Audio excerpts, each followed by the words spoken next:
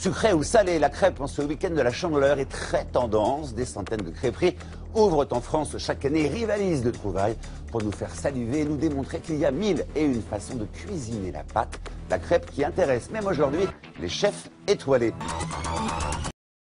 Vous avez peut-être cédé à la tentation d'une bonne crêpe au sucre, au chocolat ou à la chantilly. Et oui, hier, c'était la Chandeleur, l'occasion de partager et de se faire plaisir. Texture, cuisson, goût, dressage et présentation, originalité. Il y a 1000 façons de déguster une bonne crêpe.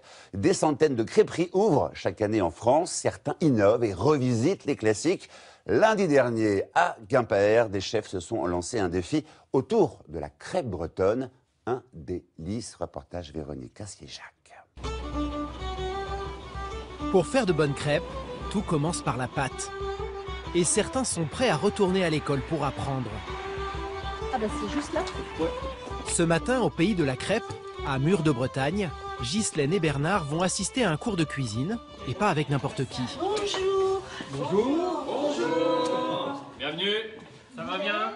Vous avez fait bonne route? Le chef Christophe Le Fur, une étoile au guide Michelin. Mais bon, c'est de saison. Bon bah vous pouvez vous installer où vous voulez, hein. Prenez place. Vous êtes des pros de la crêpe ou pas? Pas du tout, juste pour les manger. Voilà. Pour 70 € les 6 heures, le chef va leur dévoiler ses secrets pour réaliser une authentique pâte à galette bretonne. Donc pour faire la galette, alors là il faut que tout le monde soit concentré. Si on loupe notre pâte, on loupe nos galettes et on loupe notre poisson. Donc une recette, on ne peut plus simple.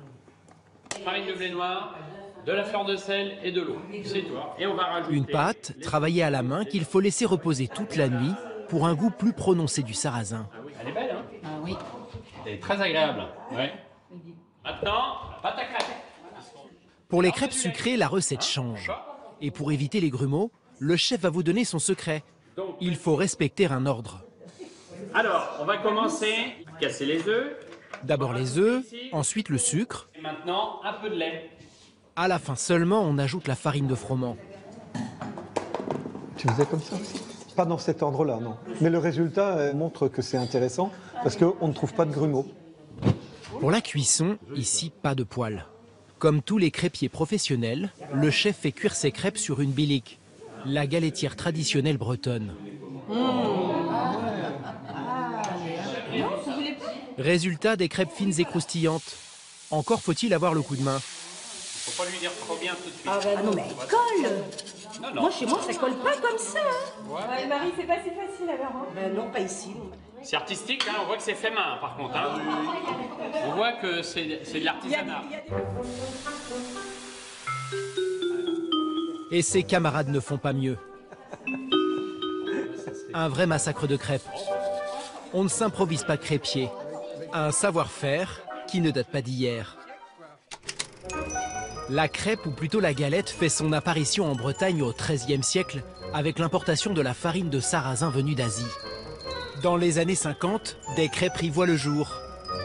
On y mange ce plat simple et populaire, à la main, accompagné parfois de quelques garnitures apportées par les clients. Mais aujourd'hui, à l'instar de sa cousine la pizza, la crêpe fait sa révolution. Fini la simple complète jambon-fromage. Désormais, les crêpiers rivalisent d'imagination pour nous la proposer toujours plus gourmande. Chaque année en Bretagne, un concours récompense le meilleur d'entre eux. La crêpe devient tendance et fait vendre. Alors certains ont décidé de surfer sur le filon en lançant leur chaîne de crêpes fast-food, cuites à la plancha. Crêpes sucrées, galettes salées, embarquées pour un voyage culinaire 100% breton. À Paris, un homme s'est donné pour mission de faire de la crêpe un plat chic et branché. Ça va? Ça fait plaisir. Dans le 17e arrondissement, Bertrand Larcher accueille ses invités.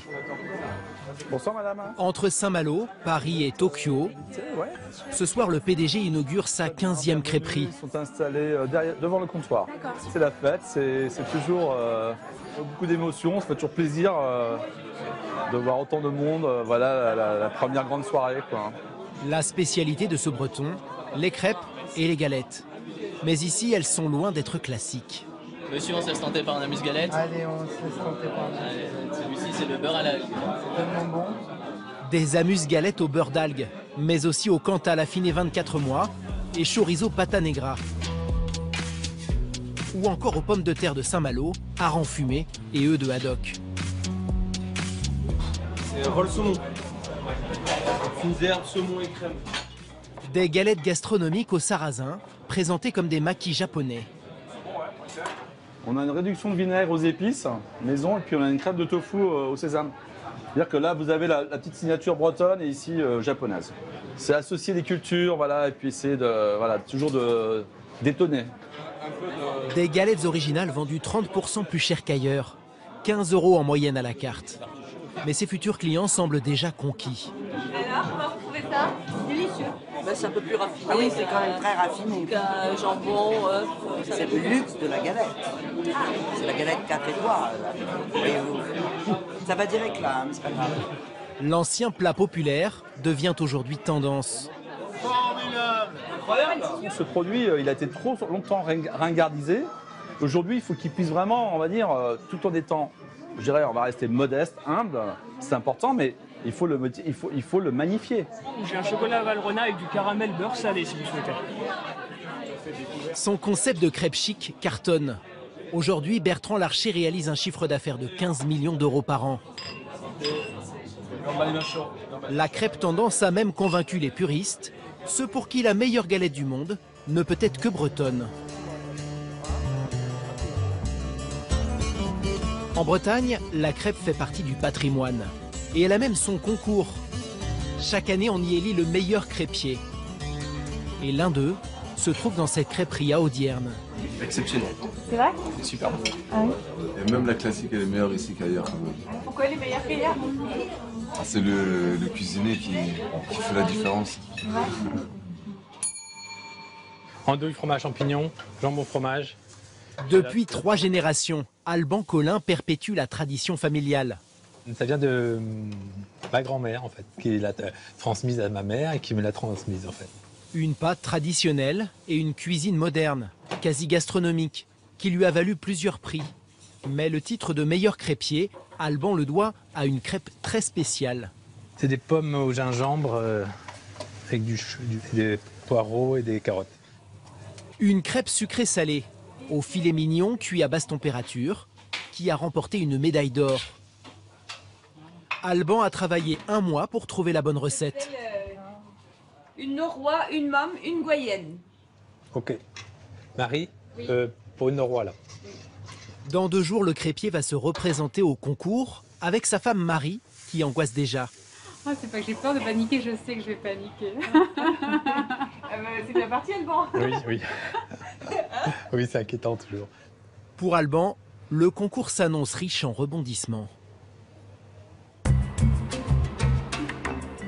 2 jours plus tard, à Quimper, à bord de leur 4L, Alban et Marie Collin arrivent un peu tendus au concours. C'est le grand jour, il faut tout donner cet après-midi. J'ai pas très bien dormi en fait. Du coup, je me réveillais à peu près toutes les heures, c'était un peu bizarre. Merci. Aujourd'hui, ils seront 6 Bretons à s'affronter dans cette grande cuisine où l'on forme d'habitude des apprentis. Je sors tout. Pour Marie et Alban, la concurrence est rude. Autour des pianos de cuisson, les grands gagnants des éditions précédentes. Des années de maîtrise et de technique indispensables pour devenir un chef de la crêpe. Mais certains petits malins ont trouvé la solution pour devenir crêpier sans aucune formation. À 550 km de là, à Paris, dans ce bar à crêpes du 9e arrondissement, c'est la révolution. On se bouscule à l'heure du déjeuner pour déguster des crêpes pour le moins originales. 2 complètes, 3 et 4, 2 complètes. C'est mon petit. Ici, pas de crêpes rondes, ni de billig. À la place, une plancha et une machine distribuant de la pâte, de quoi impressionner les clients. Super original alors, la machine, la plancha, c'est incroyable. L'innovation technologique au service de la crêpe. Un compresseur dans lequel on déverse la pâte à crêpes. Une machine brevetée, inventée par Maxime, 37 ans, et son associé Guillaume, 50 ans. Les pistolets à peinture, c'est la même chose. Il y a un compresseur, il y a de la peinture. Vous appuyez, ça envoie de la peinture. Du coup, Pas besoin d'être crêpier pour pouvoir faire des crêpes. Avec ce système-là, au bout de 10 minutes, vous savez en faire. Donc tous nos collaborateurs, ils sont tous capables de faire des crêpes. On pourrait presque prendre quelqu'un dans la rue en disant bah voilà, j'ai personne, viens faire des crêpes. Bah, on n'a pas le droit. Voilà. La restauration, ce n'était pas vraiment leur truc. Guillaume et Maxime sont d'anciens traders. Ils ont eu l'idée de se lancer dans la crêpe fast-food il y a 4 ans. Moi, c'était une petite frustration que j'avais dans le passé. Quoi. Je travaillais dans des bureaux et effectivement, on pouvait à peu près tout ramener au bureau, le midi, mais pas ça. Quoi. Un service rapide. Juste le temps de composer sa galette parmi les 50 ingrédients proposés. Et 2 minutes plus tard... Mais c'est bon, ça, exact... ah, ça veut dire qu'il faut y aller. Des crêpes express et un petit prix, 6,50 € la complète. C'est 30% de moins en moyenne que dans une crêperie classique. Ça reste abordable et puis c'est assez rapide, quoi, donc ça c'est cool.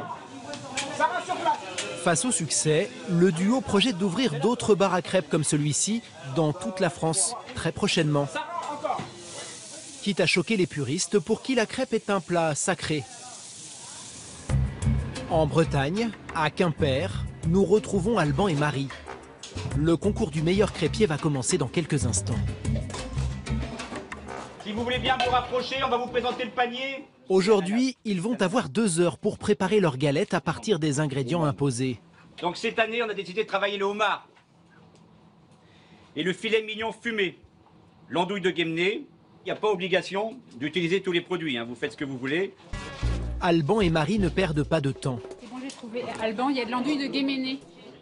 Chantilly de Guéméné, on peut faire. Après, on voit. Oui, bien sûr. Plus à... C'est la magie aussi, quand même. Ah oui, il faut prendre des risques. Une crème fouettée à l'andouille avec du homard. Un mélange très particulier qui peut ne pas plaire à tous les membres du jury. Il est 14 h, on peut commencer la découpe, on peut commencer. Et c'est parti. Pendant 2 heures, leurs moindres faits et gestes vont être scrutés par le jury. De quoi stresser Marie.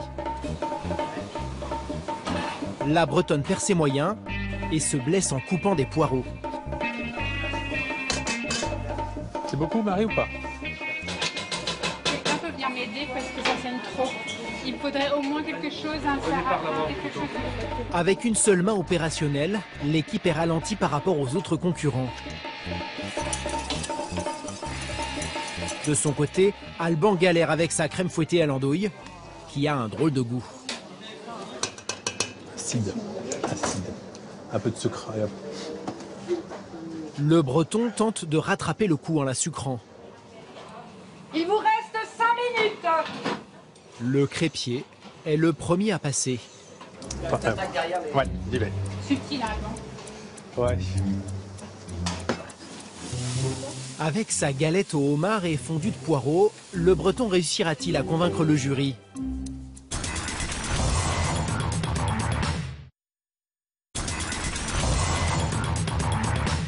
Avec sa galette au homard et fondue de poireaux, le Breton réussira-t-il à convaincre le jury? En touche finale, sa fameuse crème fouettée à l'andouille. Sa galette va être dégustée par des professionnels du milieu, dont des chefs étoilés comme Christophe Le Fur. Et dès la première bouchée,